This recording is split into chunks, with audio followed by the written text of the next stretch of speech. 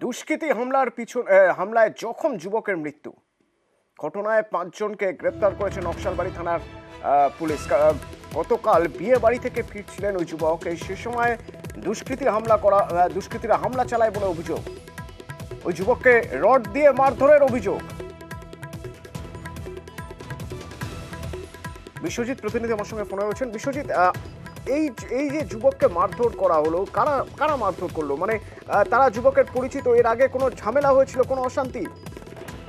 দেখো, একেবারে পুলিশ সূত্রে যেটা জানা যাচ্ছে যে এই যে যারা মেরেছে এই যুবককে অর্থাৎ জয় বর্মনকে, যার আজ সকালে কিন্তু মৃত্যু হয়েছে উত্তরবঙ্গ মেডিকেল কলেজ হাসপাতালে, যারা মেরেছে তারা মূলত কনে যাত্রী হিসাবে বিয়ে বাড়িতে এসেছিল এবং তাদের সঙ্গে এই জয় বর্মনের কোনো কারণে বচসা হয় এবং তারা সেখানেই তাকে হুমকি দেয় এবং যখন জয় বর্মন বাড়ির উদ্দেশ্যে ফিরছিলেন সেই সময় তাকে কিন্তু ঘিরে ধরে এবং সেখানে তাকে তার মাথায় লোহার রড দিয়ে মারধর করে এবং ঘটনাস্থলেই তিনি কিন্তু লুটিয়ে পড়েন। পরে স্থানীয়রা যখন দেখেন রক্তাক্ত অবস্থায় স্থানীয় যুবক জয় বর্মন পড়ে রয়েছে, তাকে হাসপাতাল পরে মেডিকেল কলেজে ভর্তি করা হয়, তখনই তার মৃত্যু হয়। এবং গোটা ঘটনায় পুলিশ তদন্তেই নেমে মূলত দুটি চা বাগান এলাকা, বাগডোগরার এক চা বাগান এবং শালুগাড়ার এক চা বাগান, এই দুই চা বাগান এলাকা থেকে মূলত 7 জনকে প্রথমে আটক করে এবং জিজ্ঞাসাবাদের পর প্রায় 5 জনকে কিন্তু গ্রেপ্তার করা হয়েছে।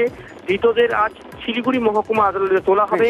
যেহেতু পরিস্থিতি অগ্নিগর্ভ রয়েছে নকশালবাড়ি যুগে, তাই এই 5 যুবককে কিন্তু ফাঁসি দেওয়া থানায় রাখা হয়েছে এবং যাতে পরিস্থিতি কোনোভাবে অগ্নিগর্ভ না হয়ে সেজন্য কিন্তু র্যাপিড অ্যাকশন ফোর্সও নকশালবাড়ি থানায় রাখা হয়েছে, যাতে কোনো কারণে পরিস্থিতি উত্তপ্ত না হয়। অতনু, ধন্যবাদ।